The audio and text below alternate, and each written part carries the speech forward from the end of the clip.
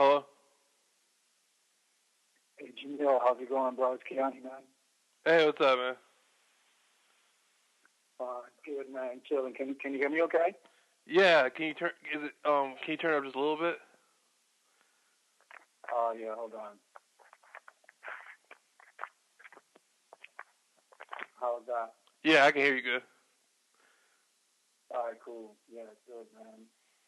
I've been running around all day from yesterday trying to figure out how I was going to get this recorded, but the simplest thing ended up being the best. I just downloaded an app from the little app store and yeah, we're in business. So, yeah, man, it's good to finally get to catch up with you, man. Yeah, man. No, I like to talk to I'm really interested. I like to talk to people, especially people, you said you're in Australia? Yeah, I'm in Australia. I'm in Brisbane. In what's in? Brisbane, Australia. Oh, okay, cool. Yeah. Yeah, so So yeah, I've been here for you've been there how long? like almost 8 years now, man. Oh, for real? Hey, they got you you you know what, man? I always thought like the Australian girls, they got a real pretty accent. The females out there? Yeah, yeah, definitely. You'd love it over here then, for sure. Yeah. You'd love it on that aspect alone. Hey, bro, But yeah. uh, I was say, you ever heard of the concept of black extraterrestrials? You ever heard anybody talk about that? Well, see, man. Now we're getting into one of the things I want to talk to you about anyway, because that's basically how I kind of stumbled upon you. Uh huh. A few months back when I first initiated contact with you. It was basically right at that time um, when I was looking up that, and then I just stumbled upon that, little exchange you had with Jordan Maxwell in that 5 hours you guys did. But yeah, I mean, the short answer is yes. But the thing is, I was just, one of the reasons why I wanted to talk to you because you were one of the few people that I had basically had the same conclusion that I had come to after, researching this for quite a while was that, what the hell is the black man and the black woman in outer space? You know what I'm saying? It's like it doesn't even exist. And all of these outlets that, I was kind of using for resource material. I'm saying, I think I told you this on the first email I sent you, man. I mean, literally, I must have viewed thousands of hours of ET, conversations, dialogue, like first-hand experiences and all of that, and nowhere, I mean, first of all, majority of them were Caucasian. Like 90-something% of all the experiences that I've seen on video have been Caucasian. And all of their experiences, I've only heard maybe one or two mention anything about black ET. Yeah, no doubt, no doubt. When I first started looking into extraterrestrials, the first thing I heard about was the Roswell thing, and that was basically like gray type aliens. Then a few years later, I heard about the reptilians and then the Pleiadians, and it became a thing of like nobody ever mentions anything about extraterrestrials looking like Asiatic or black or anything other than white if they look humanoid. And I did a channeling session the other day, man, and I know a lot of people think the channeling stuff is unreliable, but I did it through a guy named Brad Johnson who channels an energy from Sirius. And he's been out for a while. I mean, he got some really, really good stuff, information that comes through him. And I asked him about the Olmec statues. Are you familiar with the Olmec statues? Definitely. Right, and the information came through that the Olmec statues were constructed by an extraterrestrial civilization that had came here to the Earth, I mean, thousands of years ago. And that's Have what, you huh? I'm sorry to interrupt you, but just what you're saying, I actually wanted to kind of go back to something I said. I started doing this research probably around consistently in 1994. Mhm.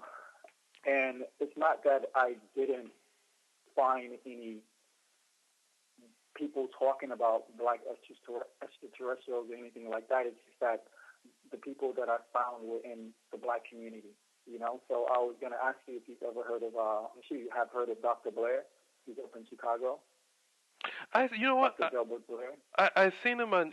I think I've seen some of his stuff on YouTube. Like he's up there with like Dr. Ben and Phil Valentine and some of the Moors and stuff. Is he kind of like in that circle a little bit?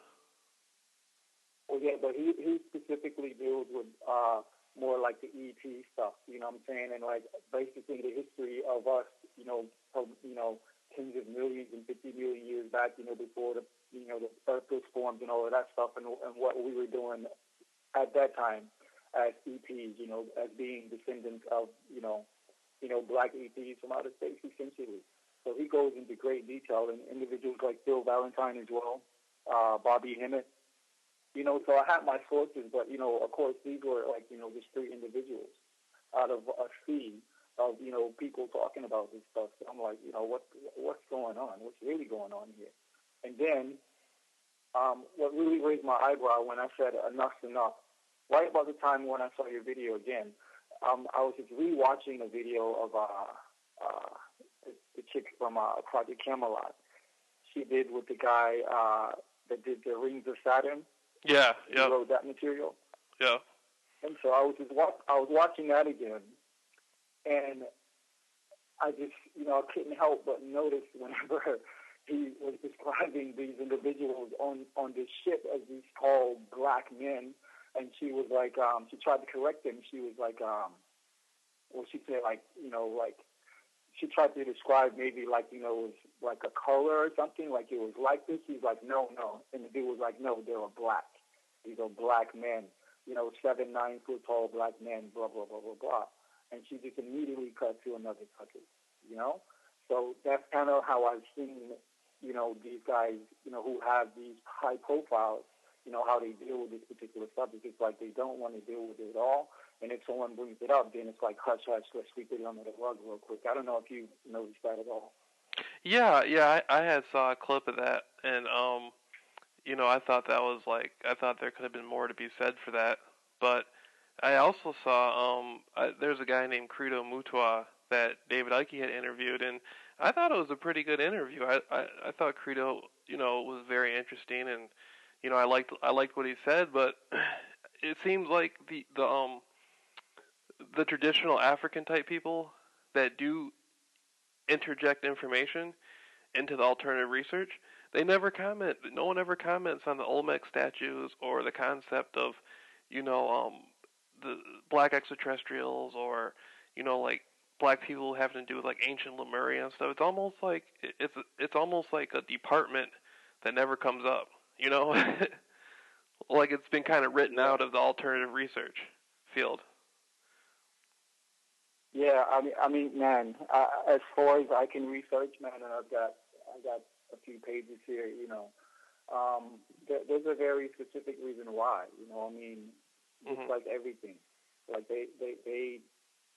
I'm just the more I research, like as every day goes by, and I find out, especially about our history in America, and really who we are in America, and globally, universally, or whatever. It's almost like, who the hell is controlling this information, and why is it so difficult for this information to get out? You know what I'm saying? It's like, I mean, there's books. I can read off to you 16 books right now that speak about, just not even with regards to the EP, but this is all connected, that really speaks about who we are in America, how we were the indigenous people of that land, from a long time ago. And it's really our, bloodline that runs through America, north and south, you know what I'm saying? And essentially, yeah, our ancestors did not yield from this planet. This is what gives us the authority over the planet. You know what I'm saying? This is why we were the first. Everybody knows that, no matter what color you are, if you are into that, discipline of science, archaeology, and stuff like that, then you understand that the oldest people on the planet are the original man with regards to 9-ether original man. You know what I'm saying? The blackest beings on the planet were the first ones here. Just like everything else, that's how creation works. I mean, we can go on and on. Black perceives everything.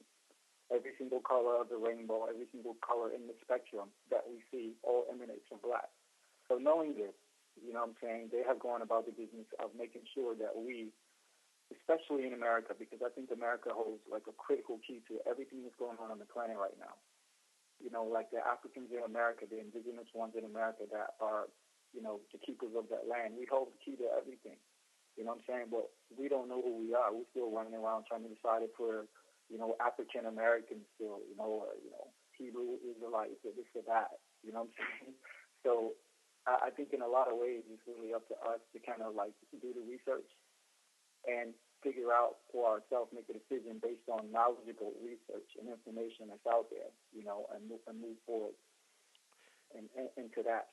And then we don't need anybody else. You know, we don't need to have to look to all these other outlets to kind of put our story out. Yeah, I totally agree with you. And there was a girl I was talking to, and she was a part. Have you ever heard of the Jack and Jill Club of America? I haven't. Are you referring to the sister that you've done a few clips with? She was a experiencer.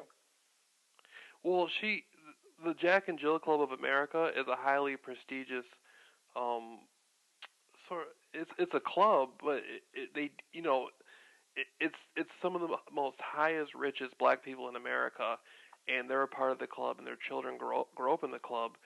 And I'm not talking about like, you know, basketball players or anything like that. These people are like doctors, lawyers.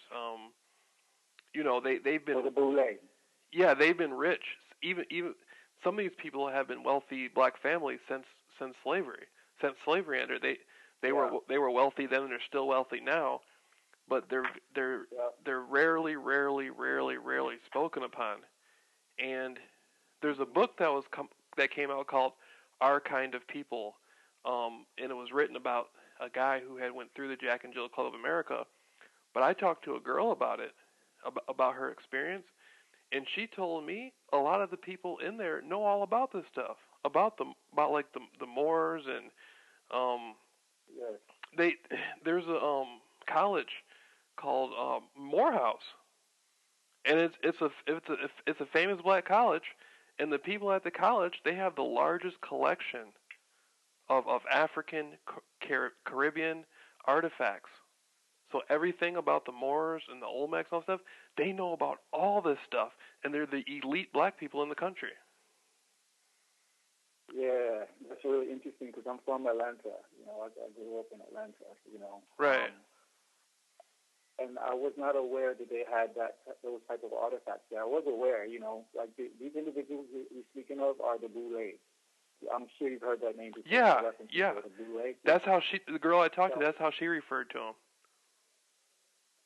Yeah, so this is the black elite. Yo, this is so funny, man. Like, it's so crazy.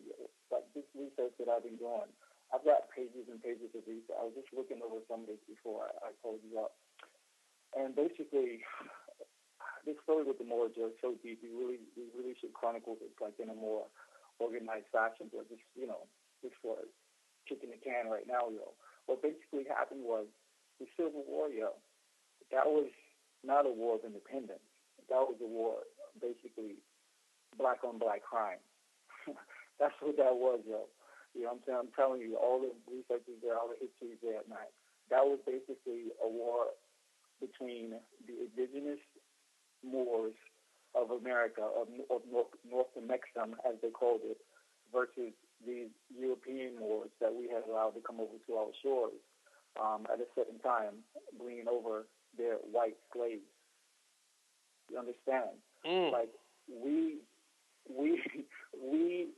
were the ones. I'm saying the indigenous Moors here, who they were ultimately start calling Native American and all these other names like that. We basically allowed these Moors to come over here back. What was it, like in the probably from like the 1400s to the 1600s? This is all going on. Because you had this cat, King James, who was also a black Moor. I don't know if you were aware of that, but King James, this cat who they say we see these pictures of him as a homosexual white boy, whatever, it ultimately was a black man. a Moor, you know what I'm saying, out of England, a Christian Moor and shit. And he decided that, hold on a second, we can't keep doing this. Because you know about the slave trade, right? How that was actually started and who started it. I've heard a lot of different versions of that, but I'm starting to perceive you're going to say something I never heard before. I'm getting it. Okay, well Pete this math, yo. So basically, on record, we just start with the etymology. The origins of this word slave comes from, Slav, originating from Slovenia. You know what I'm saying? Like the Gauls of France, that whole area right there. So this is just like a slang name that we gave them. Okay, so it was the Moors, well, more so these European Moors, who had ultimately came out of the Ottoman Empire and then began to, like their descendants who began to mix with the Caucasians in Europe. Basically, their descendants were the ones that were the initiators of this slave trade. Everybody was involved. Basically, this is a Moorish thing. The Moor dominion was ultimately the entire planet, which goes back to, us being the descendants of the Most High, all that stuff like that. So you had these light-skinned Moors, basically these Holy Roman Empire Moors or whatever, that was kicking off the slave trade. They were taking, white people from France and that area of Europe and just basically to all of the dominions all over the planet. And then about that time in whatever, 1600 or whatever, King James was like, enough. He ordered a global decree and said, yo, you got to cut this out. So what they did, they kept it going, except for they started to reroute the trade and start going through like the Mid-Atlantic and the Caribbean and all of that, and boom, they landed up on our shores. And we were like, yo, what's going on? This is down in like South and Central South America firstly, and we're like, hold on a second, what are you guys doing? And they're like, oh yeah, blah, blah, blah, we brothers, we cousins, let us just hang out. We're like, okay, we'll give you guys the code, we'll let you do your thing, but don't bring that any further. You know what I'm saying? Like, we're going to break bread because y'all family, but that's it. And so, over the time, 50 years or centuries or whatever, they keep this shit up. And next thing you know, they mistreating these white people so bad, that they're running out of South America up into Central America and ultimately up into North America, which was, our home at that time. That's where we had our, the capital of everything, basically. So this is where all of the wars started. So what I'm saying to you, like the Civil War was fought between the indigenous Moors of America, of North America, and the Moor, our cousins that we let come over with these white slaves over to America. And that was the origins of the Civil War. The white boy didn't even get into the last couple of years of it. And we enlisted them as generals. This is all in the history books, yo. You know what I'm saying?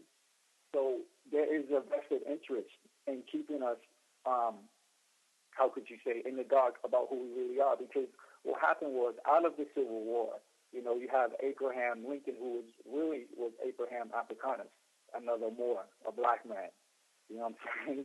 All of what I'm saying to you, there's books out there, and by the way, his vice president, his name was Hannibal Bay or something like that. This is his black vice president. It was like two tones blacker than me. You know what I'm saying? I'm brown. You know what I'm saying? So he's 2 tones blacker than me.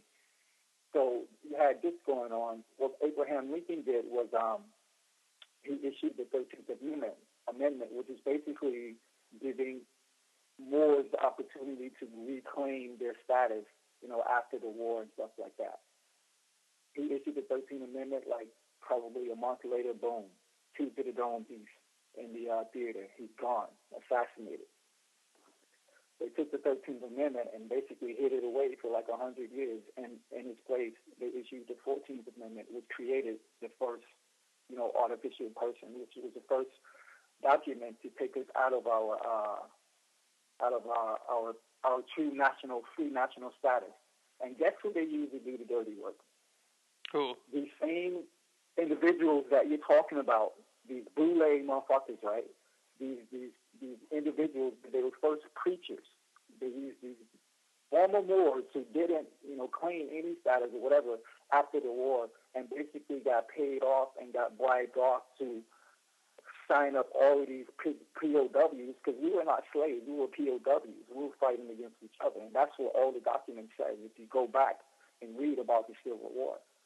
You know what I'm saying? They call us POWs and stuff. So when we came out of that, they were like, okay, here's the 13th Amendment.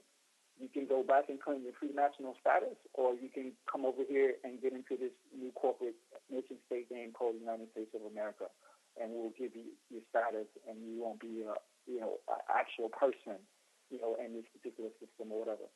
So you have black men as preachers. You know what I'm saying? Sound familiar?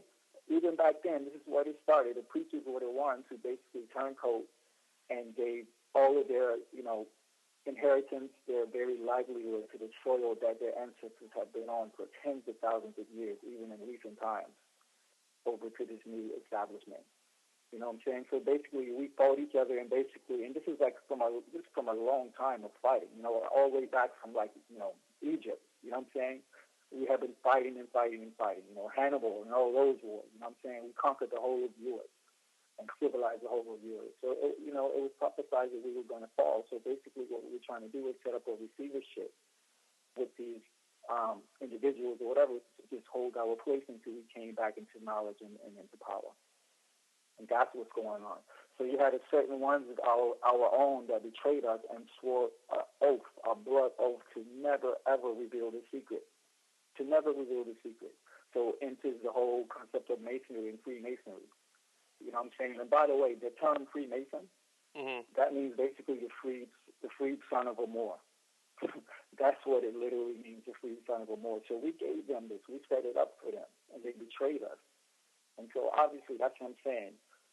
Anywhere whether it's terrestrial or extraterrestrial, they're trying to hide it, yo. They're never going to let us know who we really are. You know what, man? That's so deep that you expressed that just now.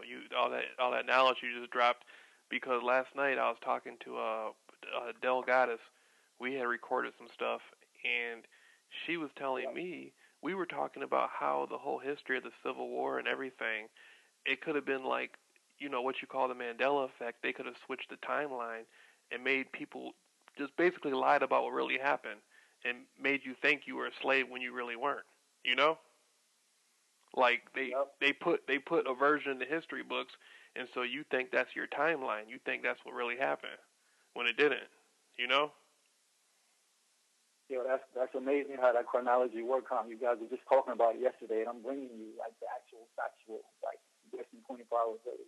Yeah, you ever heard the concept that ancient Lemuria was actually called the ancient Lemurians? Didn't call it Lemuria, they called it Mu.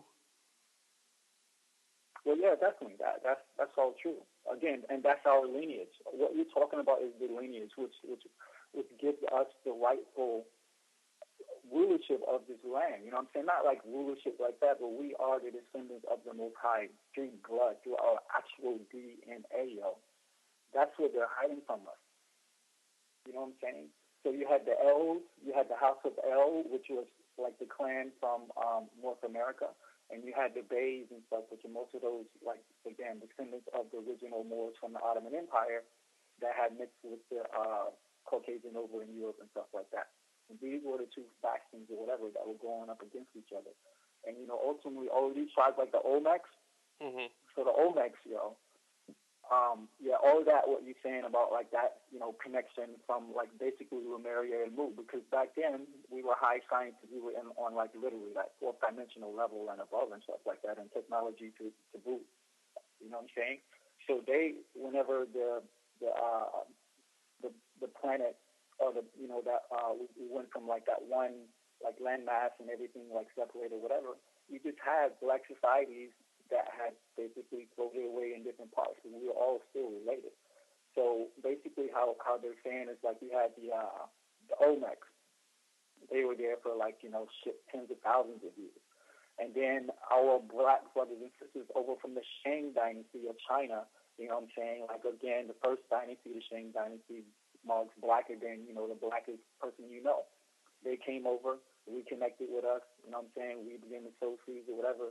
And that ultimately created, like, a succession of lineage, the last one being the Yamasee out of, again, Georgia, right where I'm from, North Georgia. You know what I'm saying? Those are the last descendants of the Olmecs. So, you tell me, what the hell are they hiding? Why don't they want us to know who we really are? You know what I'm saying? Yeah, there's something going on with that, and you know what? Even in modern times, man, I was looking at some footage from World War II about Japan, and most of the Japanese people back then looked black. Did you ever see that? Yeah, definitely. They were definitely darker than they are right now, for sure. They look. I swear, man, there was like about 4 or 5 people. I mean, out of every 10 people, half of them would look like half of them would look like guys you might see in the hood or something. Just hanging out, chilling. They didn't look like they were even Asian. They looked like I know you And can say Africa type people. We're Asiatic, but they didn't look like they were like Japanese Asian. They looked like they were like coming from maybe in Puerto Rican or something, but not Japanese. So I was yeah, always exactly. I, Yeah. I was always wondering how the hell did they get there? Like how the hell that happened? you know? Yeah, as well, yo. I mean, it all makes sense to me now on such a magnificent level. It's beautiful, but it all boils down to because we were everywhere, and even that term Asiatic, that just refers to a time when there was only one landmass. That's what that means, and that not only when there was only one landmass, but then when there was only one people, the original people on the planet. Those are your Asiatics. That's us. You know what I'm saying? So, Hmm. like, even the term Elohim, like, that basically tells, like, which is L is short for, right? That tells you everything. But the thing that I find so fascinating is how they flip the script and they turn everything upside down and inside out. You know what I'm saying? Yeah. 'Cause I remember back in the day doing this research, and I'm researching about, like, a lot of that Zachariah Sitchin material. I was all over that. So I'm looking at these characters like Baal and, these people like that who they portray as like these disagreeable entities or whatever. Come to find out, nah, Baal and El, those are basically the combined clans of the Bays and the Els and shit. You know what I'm saying? Like, cause I spent a lot of time in Florida, quite a bit of time, pretty much like most of my adult life in Florida, besides the years that I've been over here. And like Miami was like that's my spot. I love Miami, man.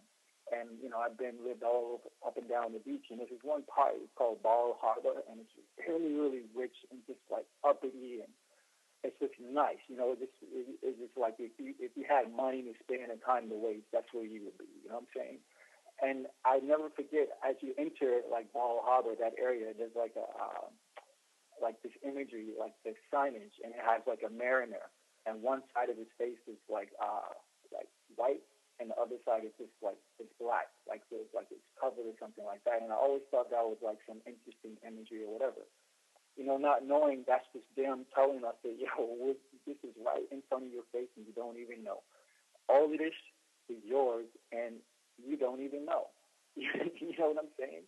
That's what I realize right now, because basically what I'm saying is that unless and until we go through the steps of claiming our nationality, who we are through our blood, and I'm saying with regards to documentation, blood tests, all of that stuff, you know what I'm saying?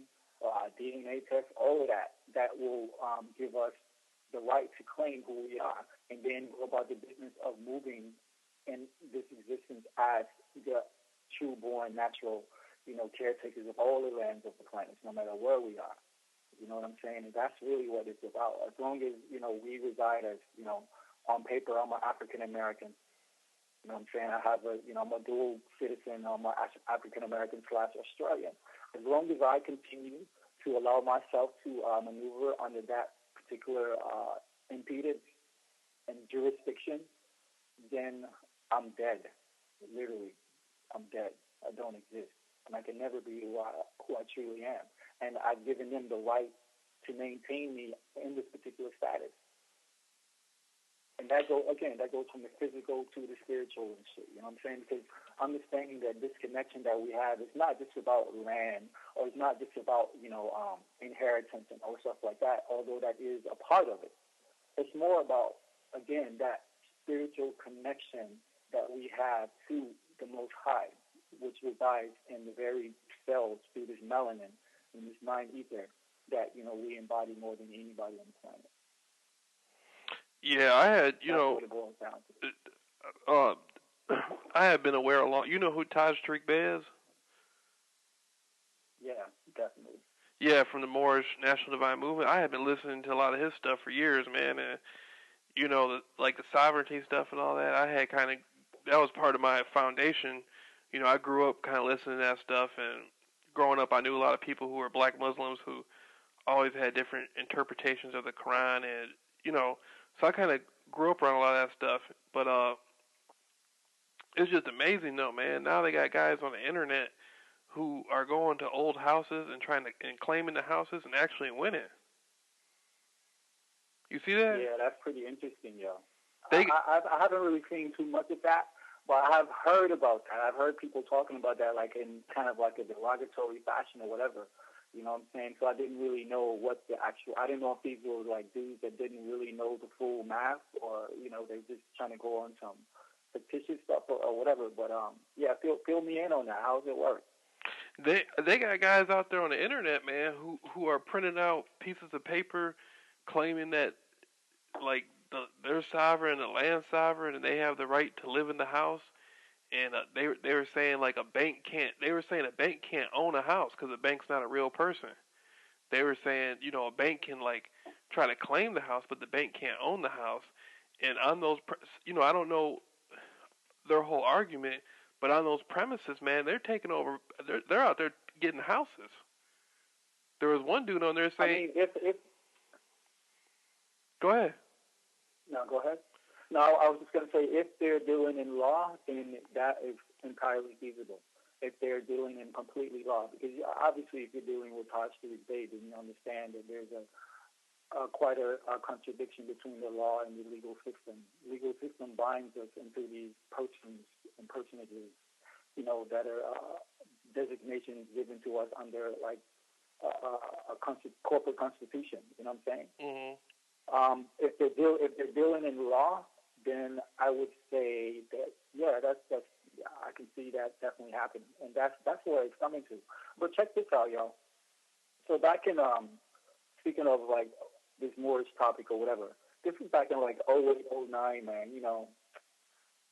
I was just doing some research or whatever, and I came across this bulletin, this national bulletin that the police department issued, where they were saying that the number one threat to the U.S. government were right-wingers like, Alex Jones, Tea Party types, and the Moors.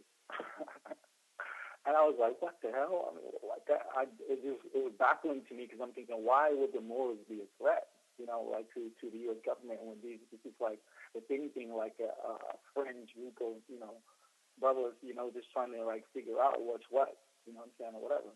But, since then to now, I understand very clearly why we would be the number one threat to the U.S. government. Because we are the U.S. government. The U.S. government does not exist without the signature of the Moors. We have to understand, the Moroccan Empire, which, again, it spans the entire planet to date. The Moroccan Empire was the first we basically gave life to the United States of America. When we signed our treaty in 1780, whatever it was, Treaty of Peace and Friendship, that created the United States of America. And also, there was so much more going on before that. The Civil War and everything that came before that. What was going on? You know what I'm saying? America did not exist at that time, and in fact, the Britons that we were fighting against, again, like I'm telling you, these were black Moors. The redcoats were black Moors, yeah. I'm telling you this. This is our history, and I just find it so fascinating that 98% of the country has no idea of this conversation that we're having right now. You know what I'm saying? Right. Well, like the history, basically. Go ahead. No, I'm sorry, bro. I didn't mean to cut you off. Go ahead. No, I was just going to say, I mean, the history has been turned upside down, inside out, and it's only been a matter of it hasn't even been 400 years. We have not been in bondage 400 years. It's been more like 75 years that they actually had control over the situation as far as basically in bonding, having us in slavery or indentured service or prisoners of war. Hasn't there really been that long? And that's why I say this is where this whole ET concept comes in. I don't know if have you heard of this guy by the name of Richard Smith? Richard Smith, UFO teacher. That's his little guy. His name sounds familiar, but I don't remember seeing anything of him out there. Yeah, I don't know. I think I might have sent you like a link in the very beginning, but it's probably on one of those that Skype page that you didn't have or something like that. But this is a white guy. He's from up north as well. You have to look him up. I'll send you a link. Okay. He deals with the Moors legacy, but with regards to the whole ET connection or whatever, And like he starts back with this whole Yaku thing or whatever, and I'm sure you've heard about that. So I won't get into that. But as it goes into like modern times, he's basically saying the reason why they were able to even hold the power for as long as they have in this small amount of time was because they had help from the ETs, and particularly like the Greys and some other motherfuckers and shit like that. And this is going all the way back, down to like the whole Nephilim, Enlil, Anki, Spat, and like even beyond. You know what I'm saying? So he's basically talking about like the stonemasons versus like the children of Solomon. You know what I'm saying? And that whole battle that's been going on since then is very interesting. But the reason why it's interesting to me because it kind of like clarifies. Because I've always been asking the question like, how is it possible that this type of reign could continue for such a long time, being how like humanity is such a fickle and fragile bunch. You know what I'm saying?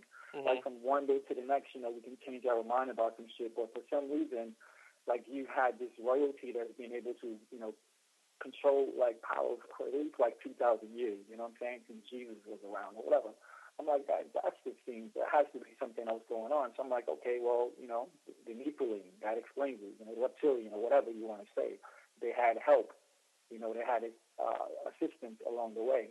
But with this guy, with this Smith, he really articulates how and why, you know what I'm saying, like they actually help, they decided to help the Caucasians, control this shit.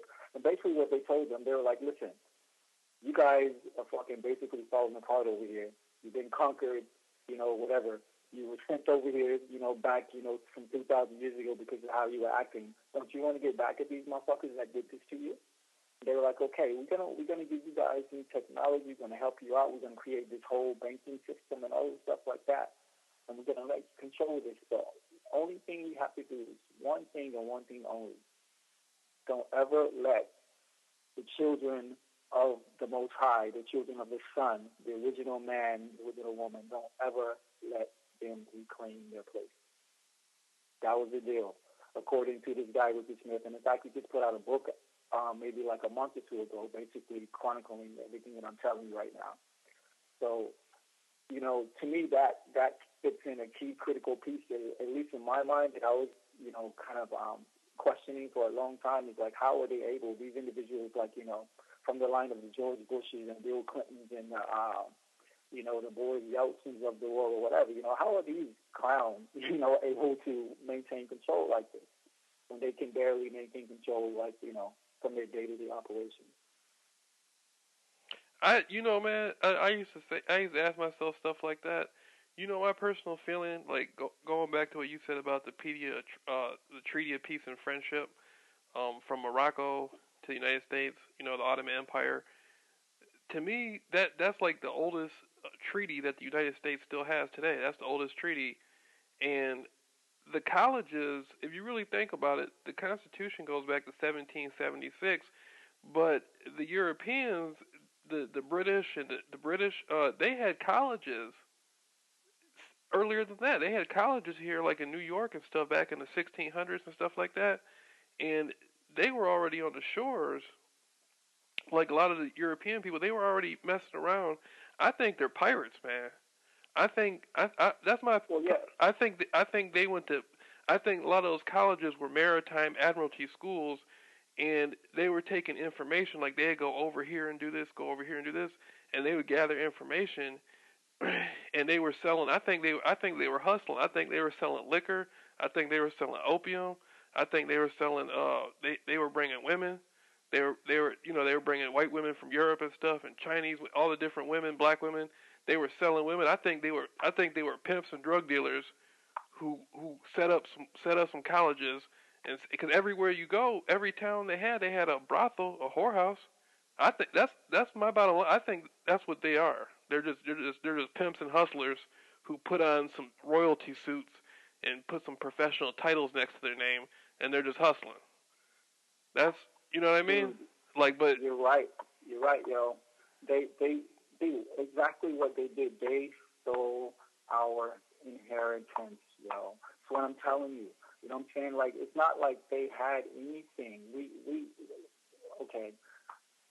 All you need to know is that basically, yeah. Again, they're not all because again, even then you're still giving them like just a bit too much credit because they're not even that. It's like it was just basically handed to them. Dude, you have to understand the slaves that you're talking about, the women that were being trotted around everywhere were white women. They were only white women. You know what I'm saying? Like for like up and until like the late 1600s to the 1700s when they actually got a stronghold over power, whatever, you know, via the ET connection. You know what I'm saying? Basically, whenever the Moors fell in Spain, you know what I'm saying? That was basically it. And most of them then fled over to here and then joined ranks with us or whatever. But they didn't even do that. They were basically proxy. And that's what we use them as, proxies to fight our wars for us. That's how they got a foothold in any of this. You have to understand this. The Britishers, when you talk about the Britons, the Anglos, and the Saxons, you are talking about black men. 100%. You know what I'm saying? The original Anglos, the original Saxons, the Coburgs, all of those houses of Europe. I don't care how white it is right now, Switzerland, Iceland, all the whole Scandinavia. If you go back and do the research, they got a book right now. It's by J.A. Rogers. I think it's called Love, See No Color, or something like that. In that book, it just goes into great details about chronicling like the history of Europe and the original founders of all of these nations and stuff like that, and showing all of these crests from all of these houses. I thought this entire time the Merovingians and all of these, you know, families that you hear about in Europe, these are original black families. And if you go back and look at the coat of arms, you see black men, again, like 3 shades blacker than me, big red lips, with afros on the cover of most of these coat of arms, you know what I'm saying, back in Europe, from like the 700s up and until like the mid to late, like the early 1700s. So basically 1,000 years, the Moors ruled Europe, along with the rest of the world.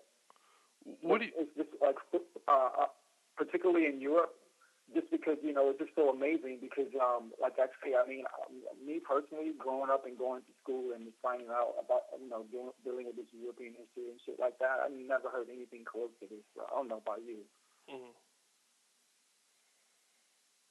No, I never heard anything about the Moors or anything like that. I mean, you know, the public schools in the States don't talk about nothing like that. Yeah, so I mean, it's shocking to me to be discovering this information as an adult. You know what I'm saying?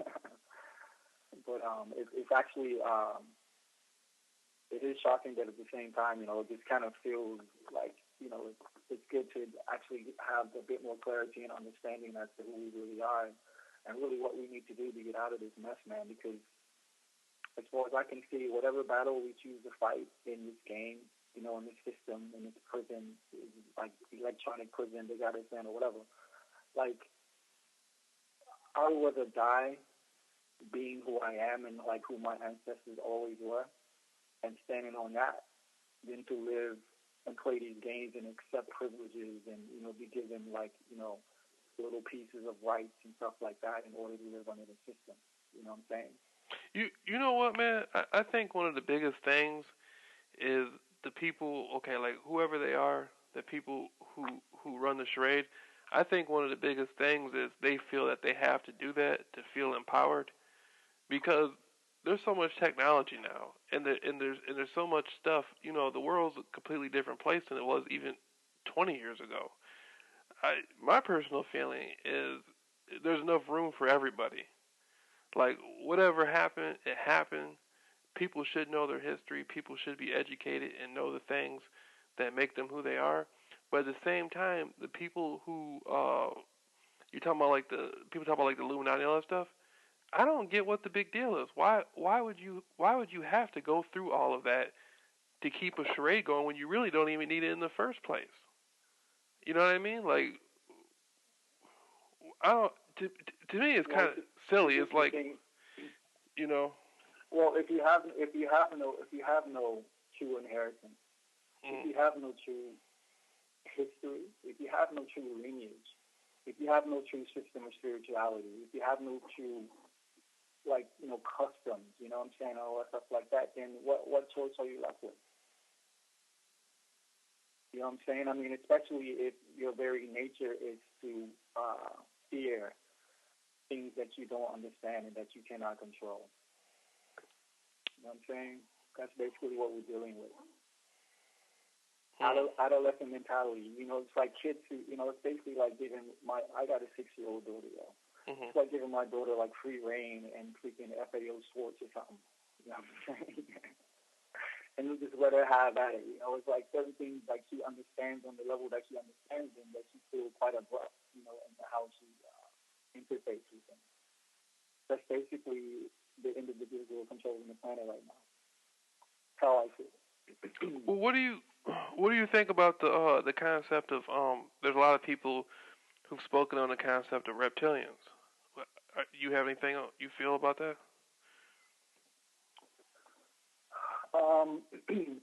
Like I was telling you before, man, like I've done like that entire like Zechariah saga. I've read like most of those books, except for probably like the last two we ended up putting out.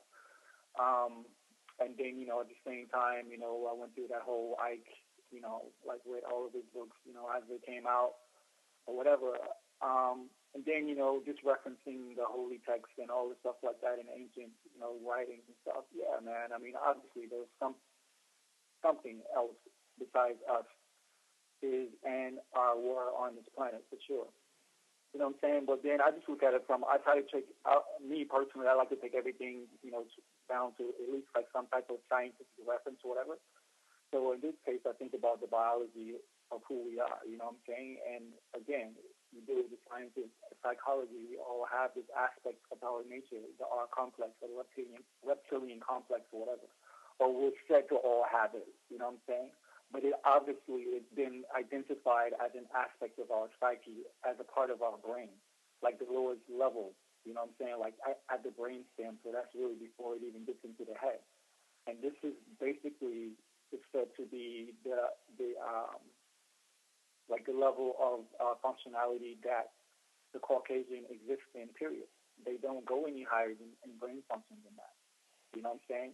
But for us, again, we compose everything, but everything is not composed like from us, within us, you know what I'm saying?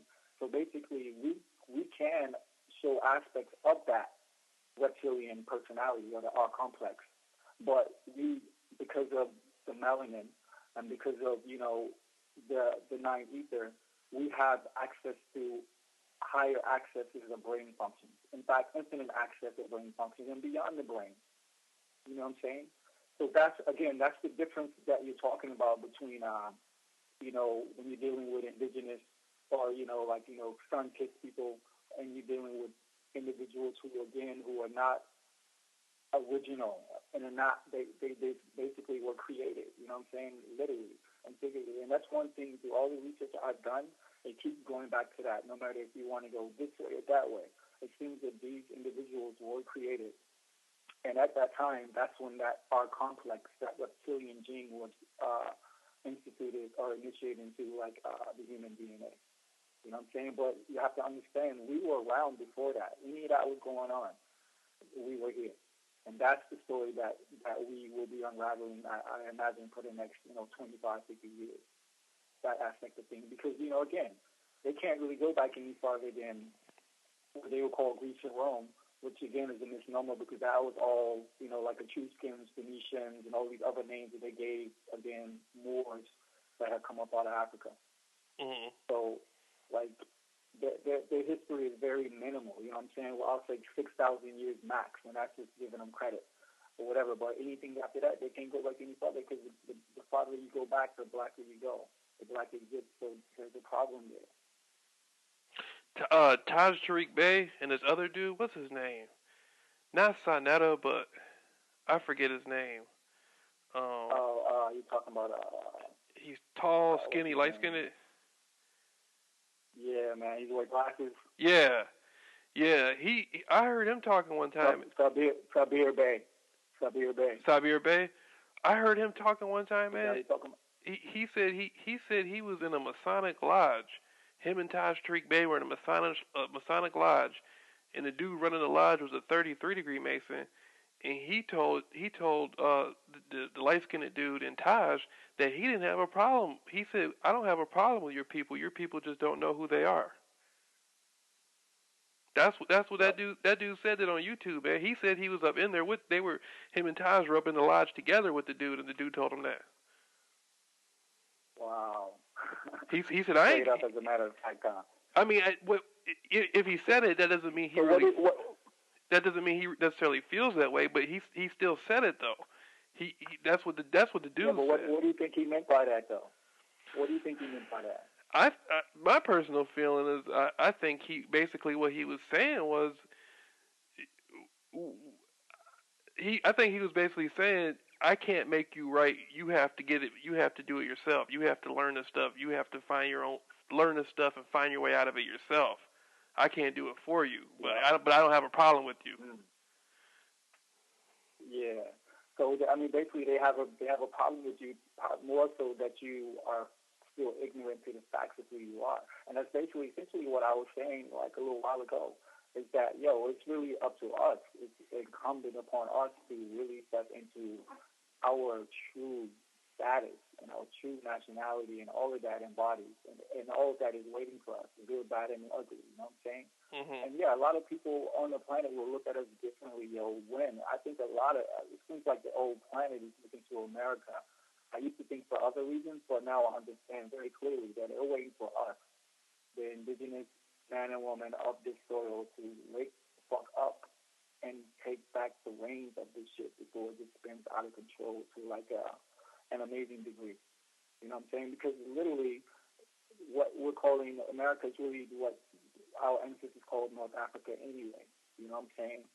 And we can go on and on with that, but man, we have a history that really needs to be unraveled in America alone, not alone the rest of the world, but in America, there's a lot that needs to be unraveled. And, I'll just say that everybody on the planet, they have a lineage. My wife, she's Indian, South Indian to be specific, so, Dravidian, again, Sighi, which is like the Moorish connection, to that Asiatic lens or whatever.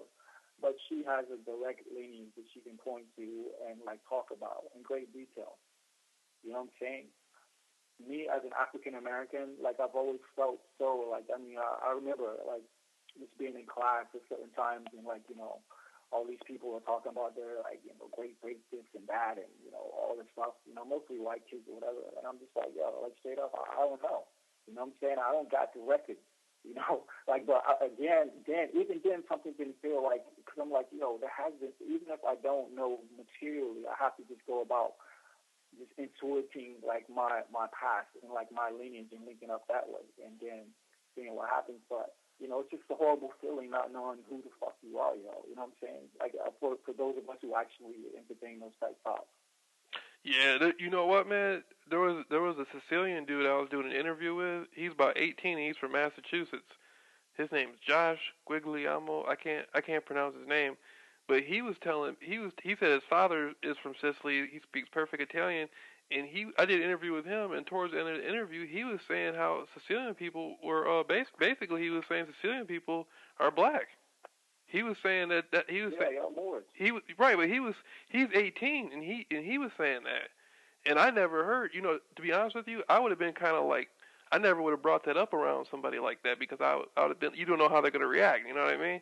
And so I'm a little bit careful about how what I say to people, but he knew about it, and he's 18. So how he knew about it, I don't know. But I thought that was more of a secret. To him, it wasn't, and he was 18, and he had that history.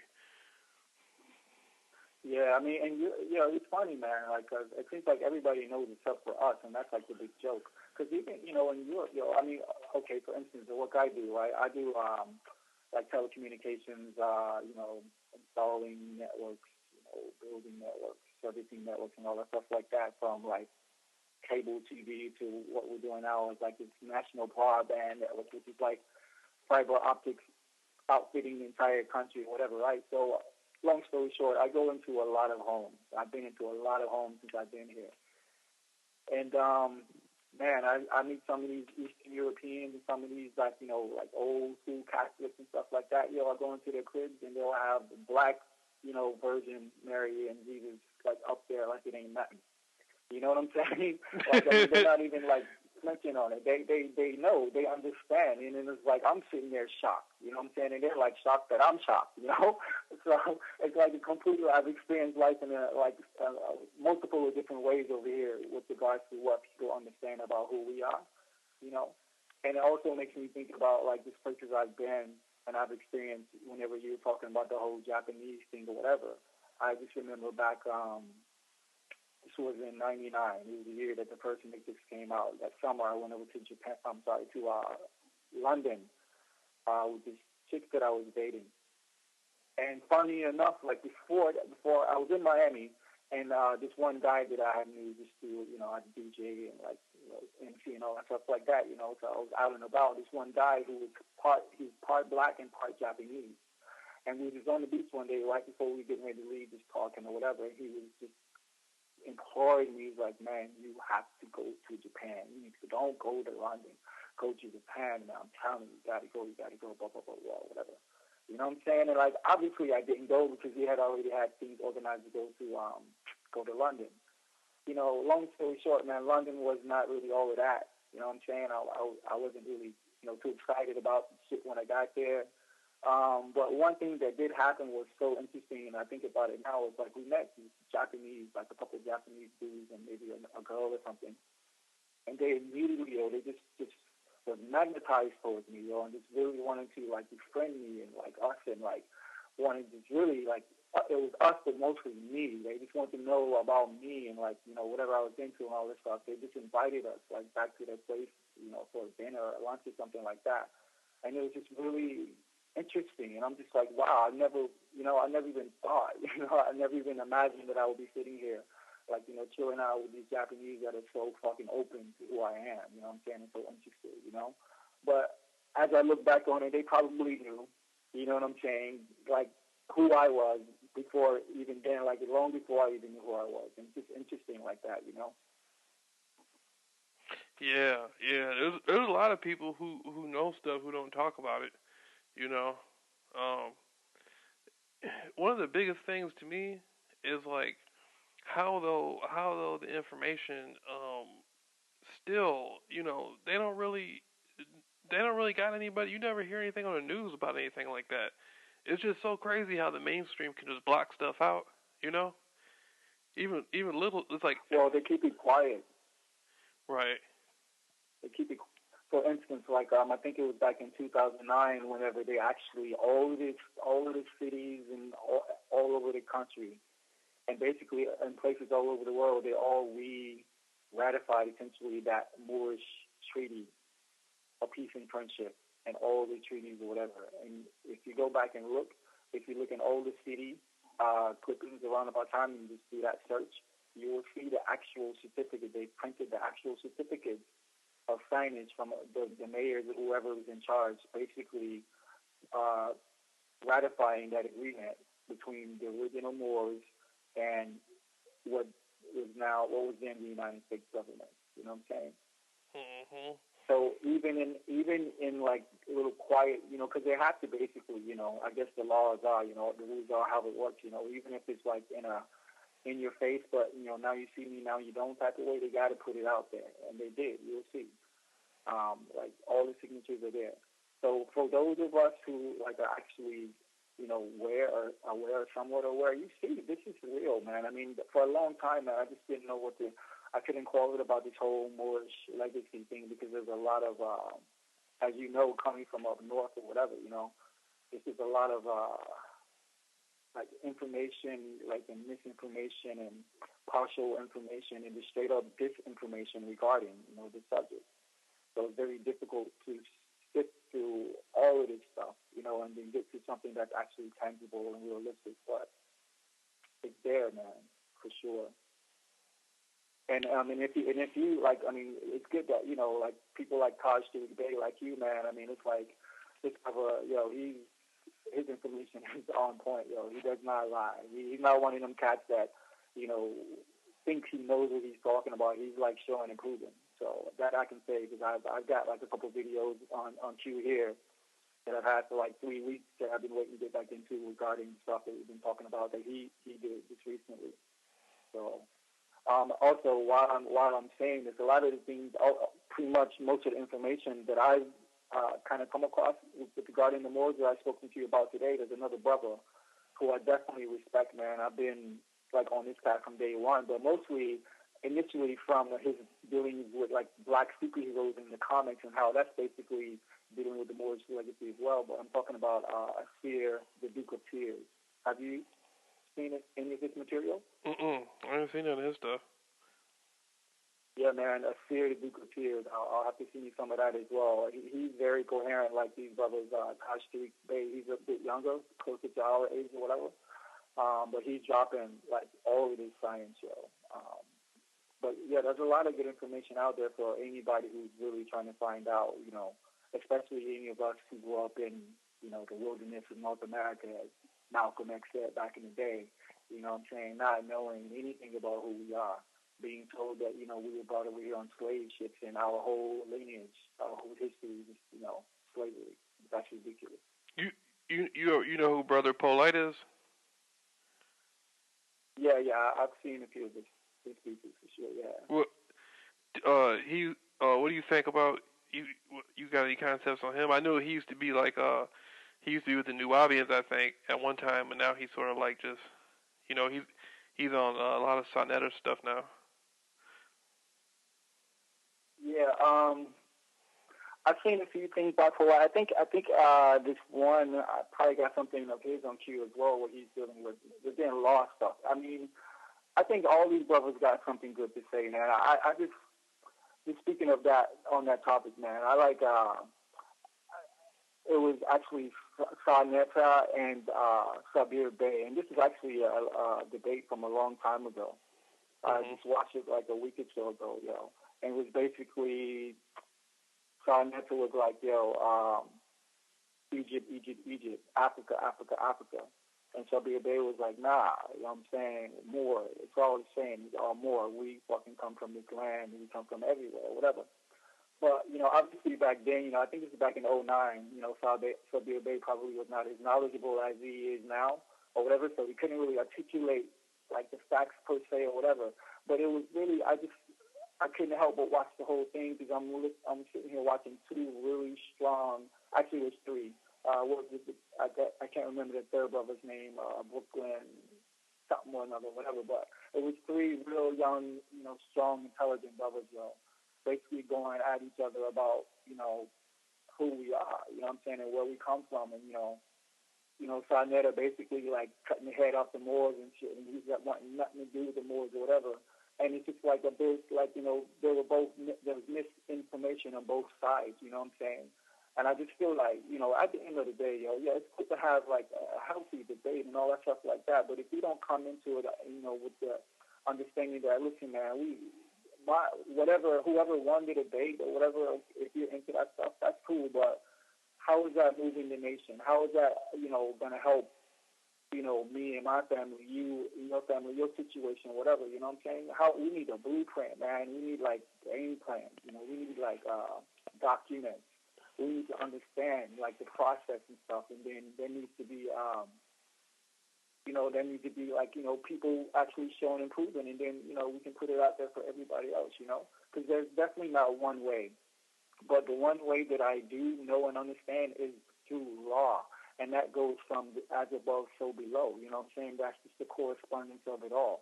we have to fall into the true nature of who we are. By doing that, we're falling into the true law of nature and shit, which basically the entire Moorish principle was based upon. The whole aspects of all the laws were based on emanations of nature that we just materialize so we can move, throughout this life. You know what I'm saying? Mhm. Yeah, and that's our legacy. Yeah, I'll tell you, man. I used to be deep into that law stuff. Like, I know there's a difference between law and legal. There's two different things. I used to go through online, man, and go through everything Taj was talking about, everything all the other people were talking about, and I used to just write everything down and reference it, cross-reference it. I mean, I used to be deep into that sovereignty stuff, man. The last few years, I just kind of, like last couple years, I just been, my research changed a lot, man, but that used to be one of my main focuses. But now when I go back, like Sonetta TV, I go on there, man. It's kind of like, I got nothing against Sonetta, man. He seems real cool, but it's almost turned into like a wrestling match or something. Cause now they had the Black Israelites on there, uh, versus the Moors and the Black Israelites. They had one of the Black Israelites on there. He was talking about how he was glad the police shot that dude. That black dude that got shot. Yeah. Yeah, he was like, I'm glad he died.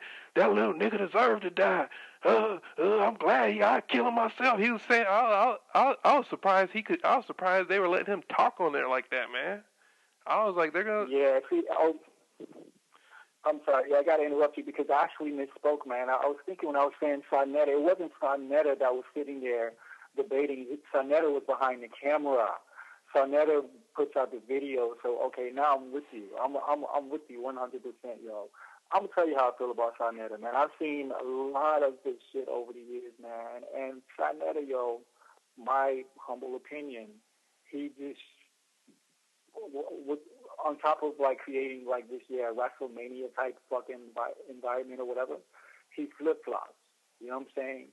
So if he got like a true and living, from like the Nation of Islam or like from the Hebrew Israelites or whatever, if he got somebody that's on their game and know their math and stuff like that, and it's just him and them, he's gonna show them respect or whatever.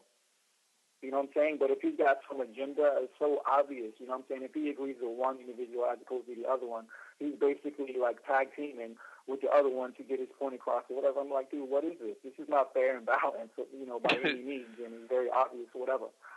So but at the same time, I've seen Sonetta like host some really powerful brothers at the same time. So I don't understand why he would use that platform to kind of like bring such divisiveness and all of that extra hype, to something that should be, purely scientific. You know what I'm saying? It went from being like, and I'm not just talking about Sonetta. I'm talking about in general though, man. Like the alternative platform about sovereignty and stuff. Like it went from being like peaceful, calm, intelligent conversations to like some UFC type shit. Because I saw one dude on there, man. He was You remember that movie, The Last Dragon? With Bruce Leroy? Yeah. Remember Show Enough? Remember Show Enough? They had a Black Israelite on dressed like Show Enough, man. I swear to God, man. He had he looked like a 1983 punk rock and roll star or something, man. He was on there he was on there with Brother Polite, and he was going up against Brother Polite, and then Brother Polite was going up against him, and I was just like, I was watching on YouTube, man, but it didn't seem like the content of it was meant to keep somebody informed. It seemed like it was meant to distract you from being informed. Yeah, man. Yeah, it's funny, man. I've been noticing these same things, and I'm just, I'm trying to, I'll be giving cats the benefit of the doubt until it's just, blatantly obvious that there's something else going on. Like this cat, what's his name, King Noble? Mm-hmm. I don't know if you come across him, but he's another one of these cats that on the surface it seems like, it's all good, but then when you get into, like, the guts, he's promoting all kinds of just craziness, you know what I'm saying? So there's a lot of that as well. But, yeah, I see, like, that happens a lot up north, man. Like, them boys, like, everything, you're from up north, right? You grew up that way, yeah?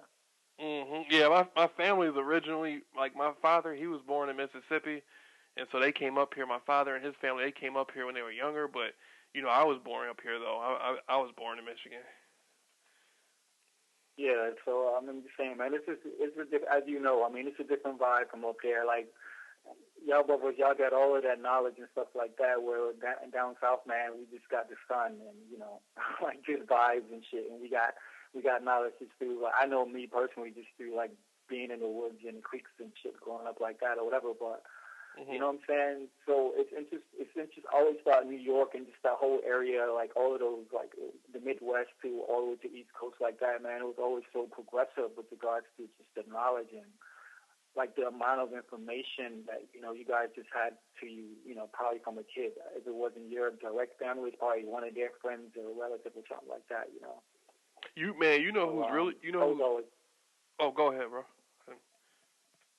Yeah, no, I wasn't going to say anything. I was just going to say I always noticed that, like, that thing about people from up north, like boys from up north or whatever. Yeah, you know who's really cold, man? You ever heard of Brother Panic? Oh, yeah, Pan Demon, for sure. Definitely. Yeah, I fucks with Pan, man. Yeah, he's from New York, and he got a YouTube channel called Occult Lectures, and it's like a pentagram. Yeah. On there, Brother Panic. Yep. Yeah, he man, I heard him in a few things. He seemed pretty. He had a lot of interesting things to say. And him, you know what, man? Him and like Dr. Z York, like Dr. Z York has some really cold information on there, and he, between Brother Panic and Dr. Z York, I listen to like them a lot, but there's not too many other people I listen to. Yeah. Yeah, like I mean, right now, I got the Holy Tablets on my shelf right now, I'm constantly flipping through that. That was basically Dr. York's masterpiece, the Holy Tablets. But like I said, I mean, coming from Atlanta, like I was, growing up, in the '90s, whatever. That was when Dr. York was actually down in Atlanta and then ultimately down in Eaton, which led to his demise. But I mean, yeah, that really was. Especially during the time when there was all like Zechariah Sitchin and like, all these other authors, Eric Von Däniken and all these type, cats like that, to actually have their holy tablets and be able to sift through Dr. York's scriptures or whatever and how he perceived all of this or whatever, it was intense. You know what I'm saying? Like, I definitely give mad respect. But I think about it as well, like as far as hip-hop, there's a lot of cats, pretty much, I mean, like most all up north cats, they're all like 5%ers or like, at least like, Nation of Islam or whatever. And then you have like a few of them cats like De La Soul that were actually like Muwabians and stuff like that, you know what I'm saying? So I was actually thinking about Dr. York the other day and just wondering if there anybody actually ever reaches out to this brother, man, and like what's his state and like, all of this shit, because he did. I mean, what he did for us, you know what I'm saying, the generations to come after that, just by putting out their knowledge, it hadn't been done since basically like whatever W.D. Farad did, you know what I'm saying, whenever he came over. You have you caught up with any of those guys from the NOI that are saying like, they're saying there's guys out there from the NOI and they're saying that when they go to the mosque, like half the people there are like Scientologists. Damn, no, I haven't heard about that. They said I wouldn't be surprised because. No, go ahead. No, I was just saying. He said when they go to the mosque, it's like it's maybe they got Scientology posters everywhere now, and there's a bunch of white dudes from England and stuff that show up there. That's what he told me, man. So that's what they were saying out there. No, I believe it because I think from Taj Street Bay, I had that one video. The last one is like 2 hours long, like two of them. You know what I'm saying? On one of those videos, something he put out in the past couple of months. He's actually saying how like Farrakhan actually just had a meeting, whatever, with the Pope or something while the Pope was here, and he's already signed over the Nation of Islam to the Vatican or some shit like that. Damn. Okay? So yeah, I heard Taj Street Bay say that. I got the video right here, and another brother, I think it was Spirit, he touched on that as well. So that's what's going on with the Nation of Islam. But that brings me to another point, which actually really initiated me to correspond with you the first time. Whenever, again, I was listening to your interviews with Jordan Maxwell, and whenever you guys were talking about, you had asked him something about the Nation of Islam. And I don't know if you asked him directly about the Nation of Islam or what he thought about one of the main characters or whatever. And you guys began to have a little dialogue about that. And that's when I emailed him, like, yo, that's not necessarily true, like per se, like how that happened. It's actually a bit more into that, and I think you'd be like very intrigued to understand like what was really going on with that shit. You know what I'm saying? And it all coincides with what you're talking about right now. So basically, what happened, man? You got W.D. Farad. He comes over from what was then Hindustan. There was no Pakistan. There was no India, right? He comes over early 1900s or whatever. He establishes the Nation of Islam. Goes about business of writing, like Supreme Wisdom and all like the books and stuff like that, and all the teachings and whatever. If you read his teachings, he does not deal with Islam as like the religion that we know it. He didn't even deal with that at all. There was no Arabic connection to it at all. You know what I'm saying? If you look at his shit. So basically, he wasn't teaching Islam. He was teaching basically Buddhism. That's what the Nation of Islam was founded on, the principles of Buddhism. Again, you're dealing with like universal mathematics, whatever. I won't get into that. But this is what this man was teaching. So boom, Elijah Muhammad, one of his students and shit, there's correspondence on record. There's letters in the archives that Elijah Muhammad wrote corresponding to W.D. Farad and back and forth. And he's telling him basically don't deal with the Quran at all, and especially in English. And he said the Bible is the devil's whatever. You know what I'm saying? That's what he said to Elijah Muhammad. So if you look at all the scripts, like where, in Supreme Wisdom prior to Elijah Muhammad taking control over the Nation of Islam, everything is dealing with temples, temple this, temple that. Everything is dealing with, not Allah and all these, like, religious tenets and all this stuff like that. When Elijah Muhammad got control of it, he went back and edited and re-edited things in a way that basically made it a religious text when it was never that. You know what I'm saying? He put in things and he took out things that completely changed the text of books like Supreme Wisdom or whatever. And he changed the temples into mosques. And here we go. And here we are, that whole lineage, Farrakhan, everything like that or whatever.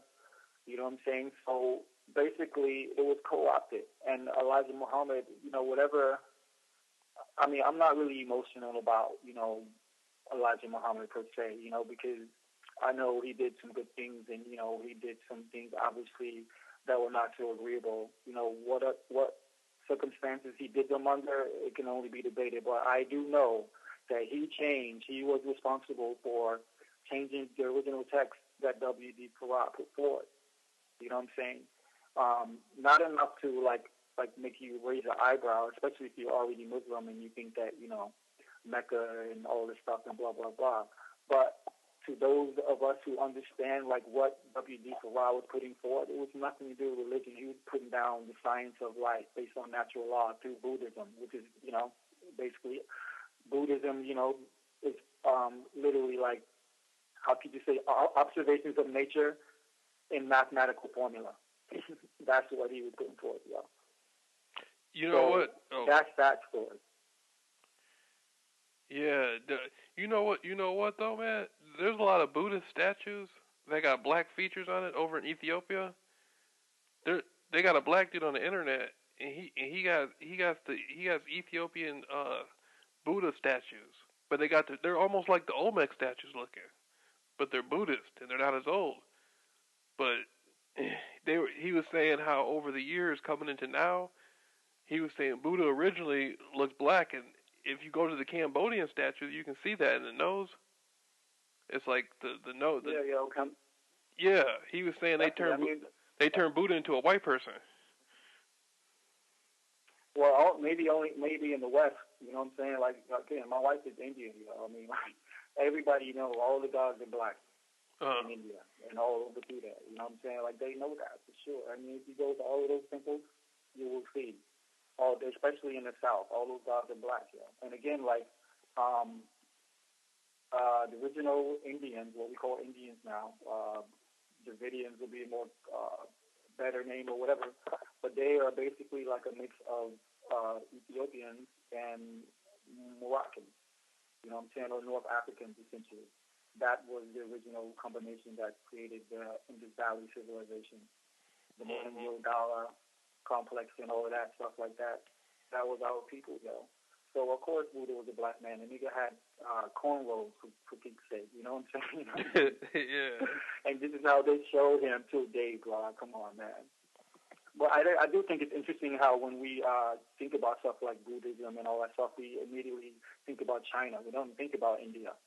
You know what I'm saying? Yep, and that's where they call him Siddhartha Gautama, the Buddha. Yep. Yeah, yep. They say he came from India. He brought the knowledge from India. Yeah, man, and also you heard of this track called Bodhidharma? Yeah. You probably not. Yeah, you I heard that Bodhidharma, before. Yo? Yeah. Yo, man, this is that's a really amazing story, yo. He basically, again, he started like the whole Shaolin temple over in China and shit. He's like the first fucking whatever they call him from China. He came from this line of martial arts where they call it like mental transference or some shit like that. Basically mind control. You know what I'm saying? The whole like aspect of using mentalism as far as like, the whole system of like Chinese herbs and all that stuff like that. That was Bodhidharma, another Asiatic black man that came over there and set that up for them. And they'll tell you that as well. There's a lot of debate and shit like that, but they got statues of this dude over there, you know what I'm saying? As a black man over, in that area, the Shaolin Temple and all of that, So everywhere you go, I'm telling you, the first couple of dynasties, the Shang dynasty and the one or two after that, go back and look at pictures of those motherfuckers back then, That's all you got to do. Look up Shang dynasty and look up some of the arts and artifacts of that period. You'll see beyond a shadow of a doubt. Those are the same people, you know what I'm saying, our distant relatives that we had lost through the land breakup. Those are the same individuals that came over to America and met up with the Olmecs, and then we began to connect up again, and we created and all that stuff like that, That's our history, man. Yeah. I think there's something real big. There's something real big with that. They're finding artifacts all over America, you know what I'm saying? Like all kinds of, like from Egyptian to, Vikings and all kinds of stuff, like all these people, you understand, all these people in history that we hear about, the Vikings and all these motherfuckers, they're all black. They're all like, Asiatic, I should say. I should be more like, scientific or whatever. These are Asiatic people, man. And this is just so shocking to me, and it's so unbelievable. I was sitting here, like, having this conversation with a guy that I work with. He's my boss, actually. He's from Jordan. I'm sorry, he's from Palestine, Muhammad. Mm-hmm. I'm sitting here breaking down some math to him, and he said, this is a freaking Muslim. He's in here thinking that, according to Muhammad, that, like, what was it, like Adam and Eve or some shit, and like it was like Cain and Abel or some shit, like God created like a black boy and then a white boy or some shit like that. I'm like, dude, are you kidding me? That's what you're a Muslim and that's what you're telling me you believe. You know what I'm saying? If you're actually going to believe in some shit or whatever, but yeah, so it's just like people are so like this. A lot of people don't know what to think, but when you present something to them that's actually relative, but they may have to do a bit of understanding or research or clarifying of themselves or whatever. Like people just don't want to hear it, man. From my perspective. Yeah, I was getting some information from a channeling session, and they were saying that people with red hair, like if people have red hair, he was saying that came from Mars, and then it was brought to Mars from the Pleiades and the Orion constellations, like the Nordic red-haired people. Yeah. You ever heard anything like that? No, I haven't heard. I mean, I've heard these guys, you know, of course, there's always talk about the tall whites. You know, I hear a lot about the tall whites and stuff like that. But I've never heard that particular one before. That's interesting. But yo, you know, what was the, I'm sorry, this is his name, that you do a few shows with. She dealt with the EP aspect as well. I think she's had like a couple of experiences. What's her name? Oh, Delgadis? Delgadis, yeah. So what is she? Because I've only heard like maybe like one or two of you guys' interviews and stuff like that. But what's her take on this whole thing? Like, I mean, I know she said that there's, you know, firsthand that she knows because she's an experiencer, but also I think it must have been one of the first pieces you guys did together. She said that she knows tons of black people that have had these experiences. Yeah. Yeah, she did say that. Yeah. She basically what she's. That to me was a shock. When she said that, I was like, "See, I mean, I was actually like pleasantly surprised type of shit." You know what I'm saying? Mhm. But what's her take on all of this? You know, because she has like a more in-depth view than at least I do. Because I don't think I've ever had an experience that I remember anyway. She blows me away with a lot of her concepts. She was basically. Where she's coming from, she spoke on in one of the interviews. She was saying that she thinks the people running all this are really black people, and they're using the white people as a buffer. It's funny that she's saying that because, dude, that's what I just explained to you with regards to this whole black on black crime thing, and we basically first enlisted the Caucasian as proxies to do all the fighting for us. Yeah, but go ahead, man. I didn't mean to interrupt you. Go ahead. Yeah, she's basically saying that, okay, like the people running everything are actually black people, and they're using the white people as a buffer to keep everything in line, so they can keep doing what they're doing. I mean, that's where she was coming from on one perspective, but then she had said something else. She was saying that the melanated people, the white people who run everything, are trying to mix with the melanated people so they can keep themselves going. So, like, on one side, she was saying that, you know, she thinks it's black people run everything, but then again, she said something a little bit different where it could be like just the white Illuminati. But maybe, I don't know, maybe I'm misinterpreting her overall view. I don't know her. She got some really good stuff, man. And I don't know exactly what her overall view is. I just know little bits and pieces of what she's told me. You know. Yeah. Well, that makes sense what you just said because, I mean, obviously, you know, they're just placeholders. They know that. They realize that. So on top of it, they realize that genetically they are deficient. So yeah, I mean, if they have the reins of power, they understand that even if, you know, they can control it for X amount of time, they have a shelf life because of their genetic background. You know what I'm saying?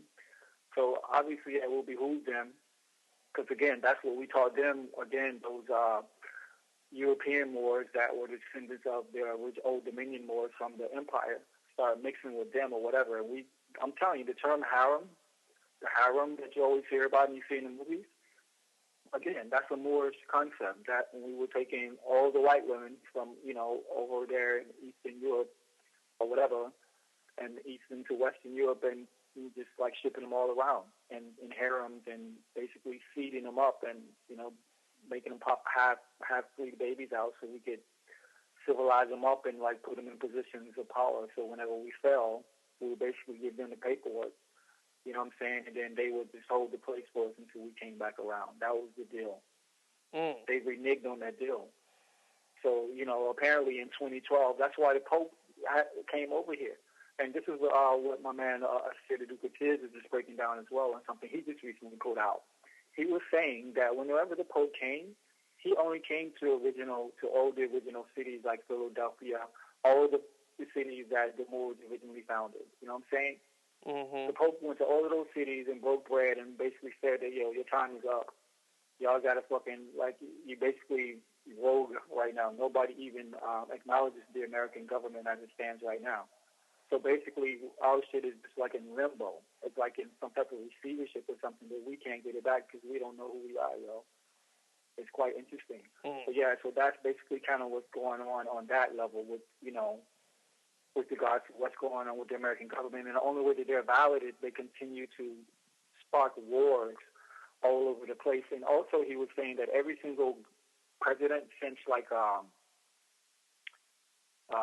whichever one from like World War II, the first thing they do, the first they get into office is continue the Emergency Powers Act. This has been going on from like ever since then.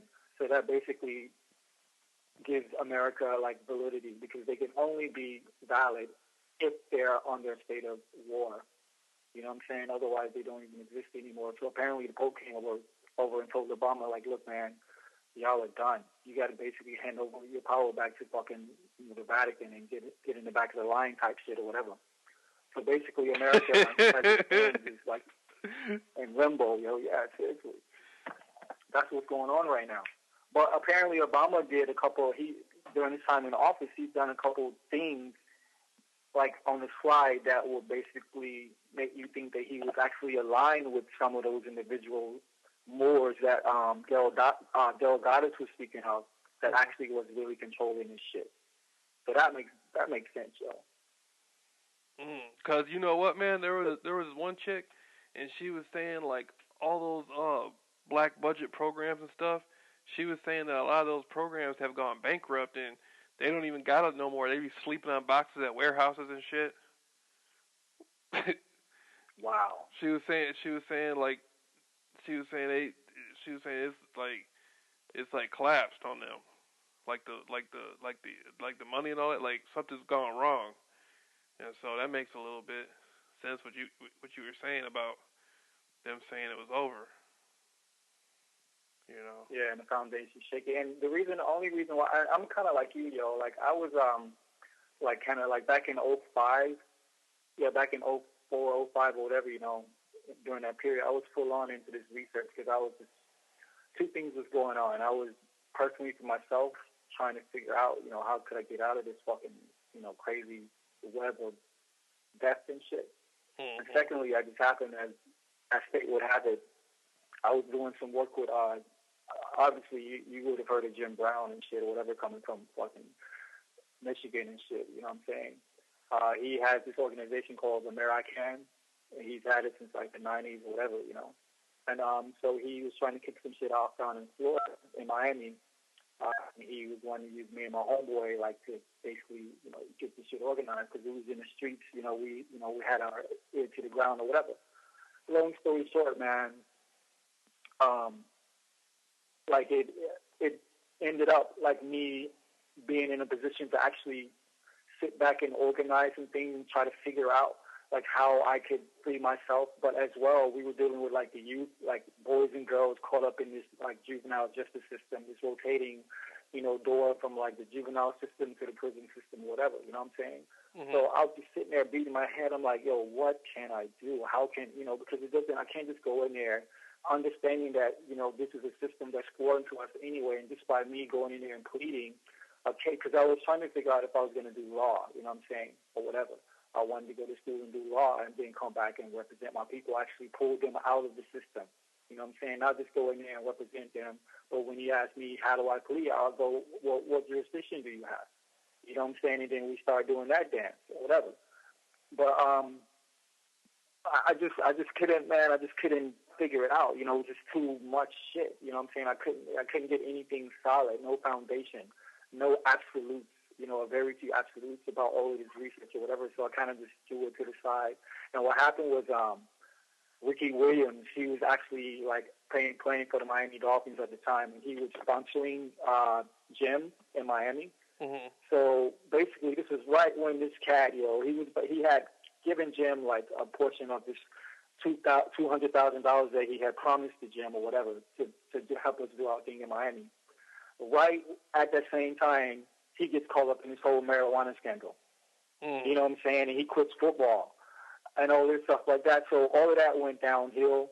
You know what I'm saying? And like I ended up coming here because at that point I'm like, yo, I'm not going to just sit here and work, some job, and just barely survive or whatever.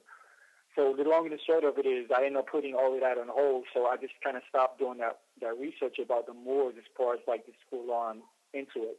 And I just started kind of like getting it in drips and drabs since I've been over here, and finally starting to get information from Bubba, like Sia the Ducateers, and also what's the other Bubba's name you mentioned earlier? Taj Tariq Bey, like individuals like that who actually knew what they were talking about and was showing improving with documentation and all this stuff like that, and making sense of it historically, spiritually, and all that stuff, And then I got re-inspired because I saw like the outline that needs to be followed in order to free myself, and my family and the seeds to come, from this bondage, And that's what I'm saying. Regardless of whatever battleground we choose to fight in, if we are not standing on our square as free and true citizens of like the nation that we were born, and all of that encompasses or whatever, then they can control us. Well, you know what I'm saying? Basically, we become like diplomats. Like we become higher than diplomats immediately. You know what I'm saying? Our our documentation, all of our paperwork, all of that. We have the formula. We have the blueprint now. We can change all of that. Our status completely changes. We're outside of the system. You know what I'm saying? A national and a citizen are not the same thing, and that's what I know 100%, yo.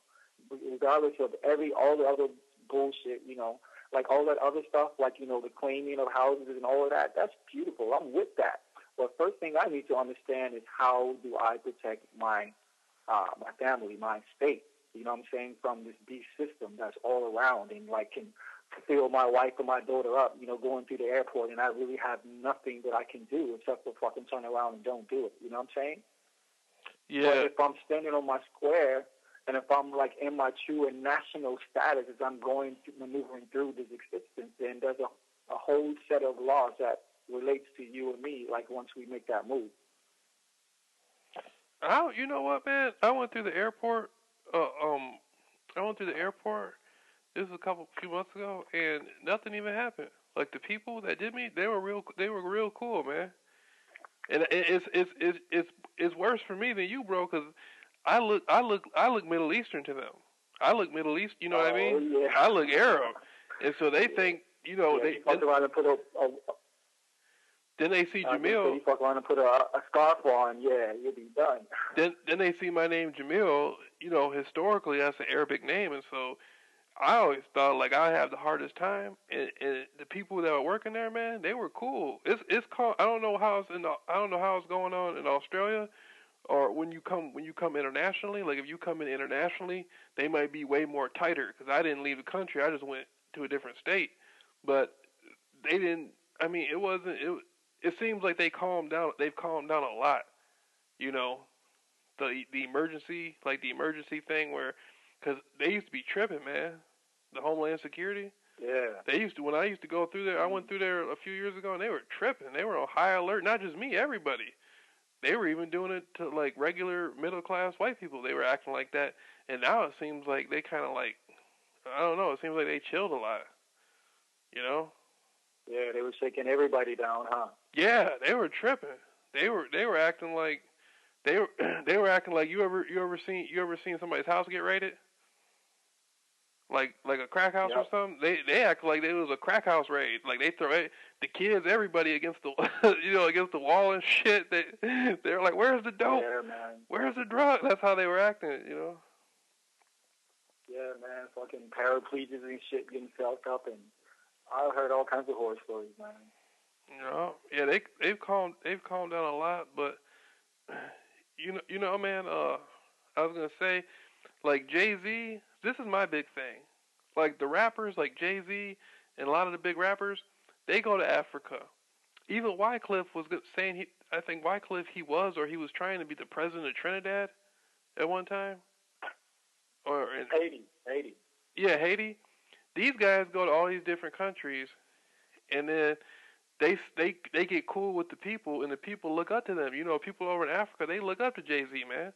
And so when Jay-Z comes over, he gets cool with them, and then the companies like Rockefeller and all these companies, the corporations come in and do business deals with them and stuff like that. It's almost like the rappers are attempting to sell the people out. You know? Well, it's funny you saying that because two things regarding that. What do you think about the situation with Akon and these solar panels? You've heard about that, right? Akon and who?